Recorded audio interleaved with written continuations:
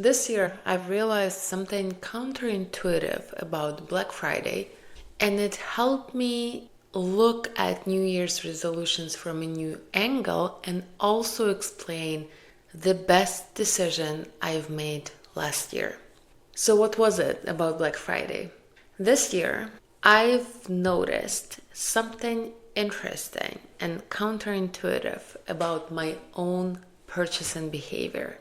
Starting in about late October, whenever I wanted to buy something non-essential, I would tell myself, I'll wait for Black Friday. I'm sure it will go on sale and I'll come back and buy it, and that way I'll save a lot of money. I postponed a bunch of purchases I would otherwise make till Black Friday. Then guess what? Black Friday came and I didn't go to a mall because going to a mall on Black Friday is basically my nightmare. The only thing I bought was this microphone, and I bought it online through Amazon, and that's it. It wasn't even the thing that I postponed purchasing. All the things that I postponed, I did not end up buying. And funny enough, I don't even remember half of them. So that got me thinking. Yes, Black Friday is a huge sales day. I get it. I'm not arguing against the statistics. But how much do stores lose on revenue leading up to Black Friday when people like me start postponing their purchases? And I'm sure a big chunk of these postponed purchases don't end up happening on Black Friday. My question, if Black Friday didn't exist, would all that spending just be equally spread out throughout the month leading to Black Friday? Are we just kind of like compressing all these purchases to one day? It was very clear that in my case, the economy would see a lot more of my purchases, of my money, if Black Friday didn't exist. There would be a lot more impulse purchases leading up to Black Friday that would not get postponed. And then the bigger realization hit me. This is exactly what we do with our New Year's resolutions. Come October, November, December, we start postponing our goals. We start saying, I'll start on January 1st. On the 1st, I'll get serious about this thing. And if you miss January 1st, there is always your birthday or back to school season. So there's always like a big date that is coming up in a few months that you can postpone your goals till. But what we're actually practicing 3 months leading to January 1st is the art of waiting. We are rehearsing postponement. We are training our brain to think. When something is important, the first thing I do is I find a good date sometime in the future for when I can start it. That's what I like to call the meta lesson. So there's the verbal lesson, okay, I'll start on January 1st, but the meta lesson is, what are you teaching your brain?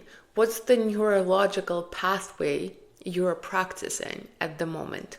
And then January 1st comes, we go all in for 2 or 3 weeks, and then our New Year's resolutions fade away. There's plenty of stats on that.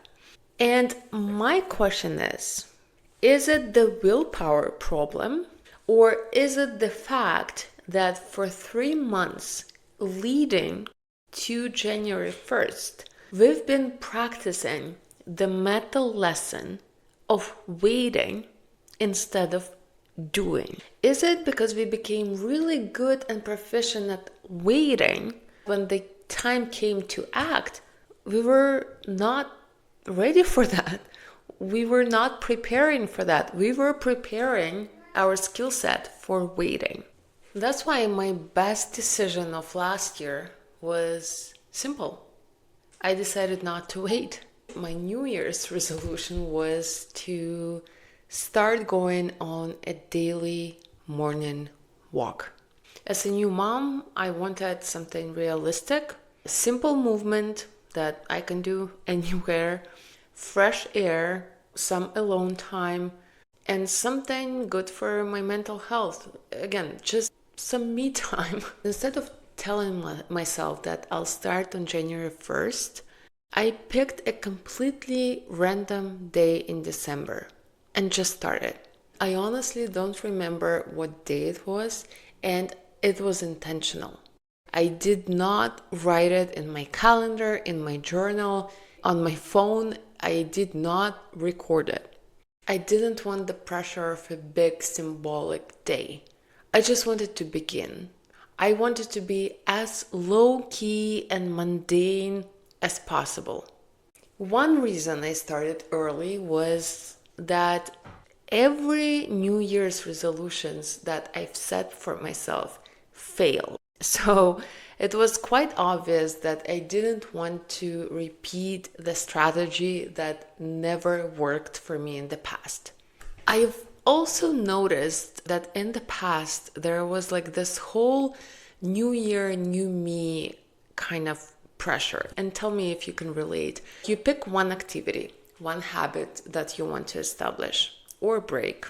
And then January 1st comes and you wake up and this whole new year, new me vibe is flying around. So all of a sudden you feel like this one activity is not good enough. So you are trying to be perfect at everything and trying to reinvent all your other areas at the same time. And this perfectionism in all these areas is pretty much impossible to maintain. And that's why I think a lot of our New Year's resolutions fail, because we have this assumption that it's new me, so that it's a new life for myself. And I thought that if I start on some random day in December, I don't have the same pressure of becoming a new person. It's just one activity that is added to my life. It's just the morning walk. It's just waking up early and going for a walk. That's it. The remaining parts of my life stay the same. I don't have the pressure to be perfect in those areas. It's just me doing this new thing. And I also deliberately picked the hardest time of the year to start daily walks. December and January in Canada. And my thinking was that if I can do it when it's cold, dark, and miserable outside, I'll have no excuse not to do it in the warmer seasons. And that was kind of like the best hypothesis that actually turned out to be true. So this past summer, I've had a few days where I would feel lazy and I wouldn't want to go for my morning walk. And I would tell myself, hey, listen, you walked after an ice storm. You walked during a snowstorm. You walked when it was minus 27 degrees Celsius. Your eyelashes were frozen. Things got intense. You had ice spikes for your shoes, for God's sake, because it was so icy. So what's your excuse now when it's nice and sunny and beautiful outside? And I felt so lame for even thinking about skipping on my morning walks because, yeah, I've done it in much more difficult circumstances. And so I'm okay to do it when it's a lot nicer. And so I shouldn't have any reason not to do it now. Overall, it was the most consistent I've ever been when it comes to an exercise routine. These are some screenshots from my phone. I don't always bring it with me, but most of the time I do. You can actually see the consistency. And I think one of the main reasons, I wouldn't say it's the only reason, but one of the main reasons for this level of consistency was the starting point. The fact that I did not wait till January 1st to start on this activity. And as a result, there wasn't a lot of perfection and drama attached to this activity. There was no pressure to be perfect, to start a brand new life, to do something extraordinary. It was just a random day in December. No one cared. No one was keeping track. I didn't even keep track. I just knew I wanted to do it every day. And even if I messed up, there's always a random day to continue doing this thing tomorrow.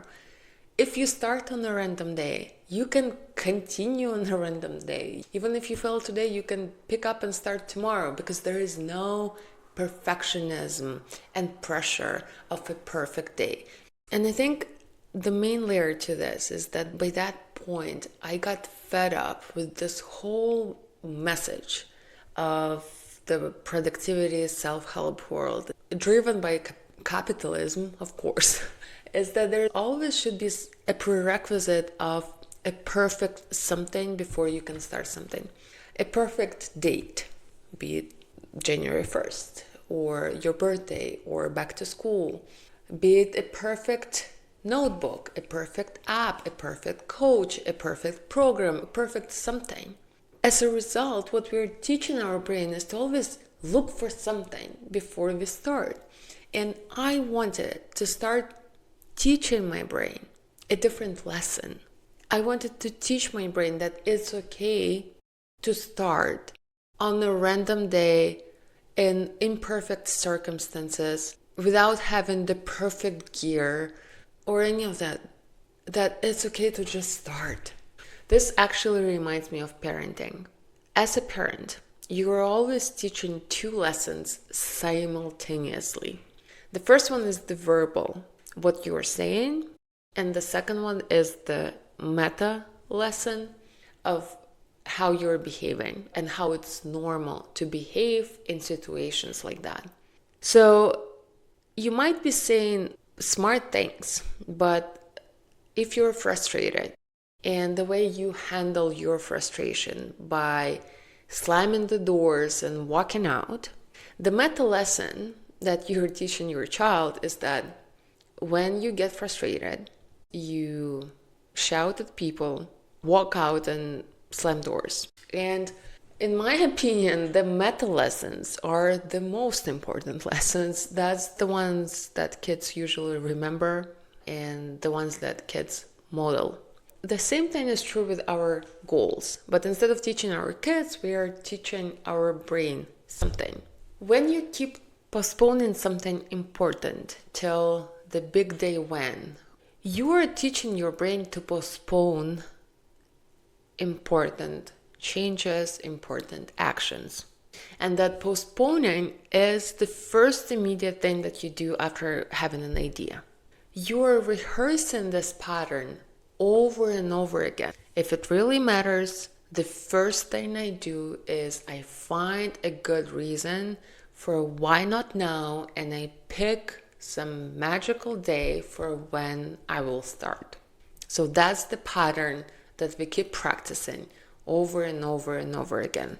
And so the verbal lesson that you're teaching your brain is that, yes, I want to start this new awesome activity, habit, side hustle, whatever. That's the verbal thing. But the meta lesson that you're teaching, and the real lesson, in my opinion, that you're teaching is that when we want to do something, we wait. And to be fair, waiting can be a great tool. I have the entire video about the benefits of waiting, about the benefits of putting things on your backlog and waiting for at least a couple of weeks to see if it stands the test of time. Because in my opinion, quality is always a function of time.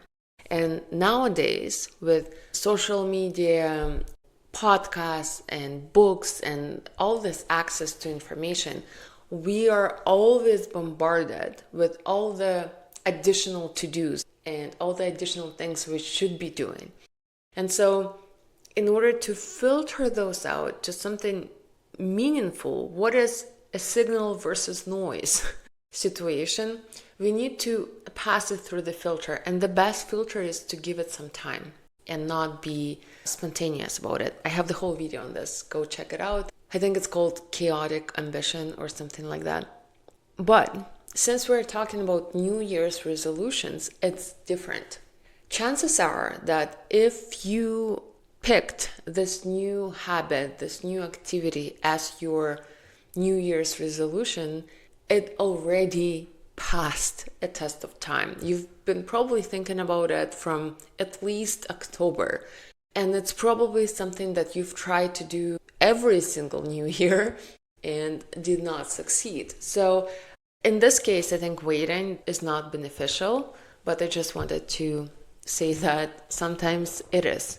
So when you are delaying your New Year's resolutions, you're just reinforcing the habit of delay. And really, what's so magical about January 1st compared to December 12th or January 15th? Not much. You still have pretty much the same job, same spouse, same number of kids, living in the same house. The weather is not that different. So what is it so different about January 1st that makes starting easier? There's nothing.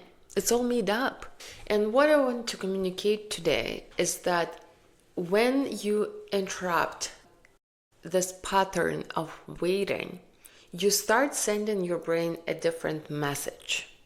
You start teaching it a different lesson. When something is important, we act as soon as possible. Even if it's imperfect, we act as soon as possible. We don't wait for the calendar to tell us when to start. We just start. And the more you repeat this loop, New Year's resolutions is just the first step. You have to practice it every single day for your brain to actually learn the lesson. The more repetitions you do, the stronger your neurological pathway becomes, and then you just become the person who does things without much delay. Right now, to many of us, myself included, the natural response to improving our lives in a meaningful way is to wait, is to plan, to find a good reason why not now. And speaking of finding a good reason why not now, let me show you my favorite book. One of my favorite books, highly intellectual and sophisticated procrastination, is the Russian classic Oblomov by Ivan Goncharov. I'll leave it in the description notes. My copy is in Russian, but hopefully you can find it in English. It's a Russian classic. When you read the really good book that stood the test of time, there are like 1,000 mind-blowing ideas that have been compressed to a single sentence. And sometimes you read the sentence and you're like, oh my God. So for me, it's just, I learn a lot more from this type of books about myself, about people, about life. And if you start reading literature with the lens of improving your life, you will find a lot of valuable lessons. This book describes a person who is incredibly smart. He can come up with very detailed and sophisticated explanations for why not do the thing that he needs to do now. And when you're reading these explanations, you're like, yeah, that sounds legit. That's a good reason for why not do this today. This sounds logical. Okay. And then the same thing happens tomorrow and it's a new reason. And he is brilliant at coming up and justifying his inaction. And he's contrasted with a friend, a German guy, because, well, there's always a German guy in Russian literature, in case you didn't know. And the German guy is not as sophisticated in his intellect as this Russian guy, but he's way more fruitful in his actions. And so the book compares the life of these two men. And for me, this book is incredibly uncomfortable to read but also incredibly motivating because it describes my type of procrastination. If you're a chronic optimizer, an overthinker, an overplanner, always trying to design just the perfect system, calendar, to-do list, trying to find the perfect productivity app, and never quite starting, always having a very sophisticated and smart reason for why not do this now, I highly recommend this book. For all my intellectual friends, yes, I'm looking at you, people in academia, read it. I think it's gonna help you out a lot. This book will hit uncomfortably close to home, but in a good way. You'll be better off from reading it. Let's come back to the New Year's resolutions. Here's my invitation. Don't wait. Pick one thing that you wanted to start on January 1st and start it on a random day. I would suggest start it tomorrow because you're probably watching it on some random day, on some random month, and there's nothing special going on today since you're watching this video. And it's a good day to start. If not today, at least tomorrow morning. And seriously, why not start today? If you already know that this is something that you want to do, if you already know it's important for your health, for your family, for whatever reason, why not do it sooner? Why not start getting the benefits of this activity sooner? Why punish yourself with waiting? And please don't make a big announcement. Don't write this date down somewhere in your calendar. And don't post these dramatic statements on social media. Just do the first thing as imperfectly as possible. No one is watching. And don't think of it as a big deal. You're just changing one thing. You're just adding one activity or just stopping one activity. Everything else in your life remains the same. There's no point about making it a big deal. The less pressure you put on yourself, the better. Because again, we've tried this new year, new me so many times. Never works. So let's do the opposite. Let's do same me, same life, just one tiny change. You don't need the perfect date. You don't need the perfect notebook. You don't need the perfect productivity app, the perfect book, the perfect gear. You just need to start.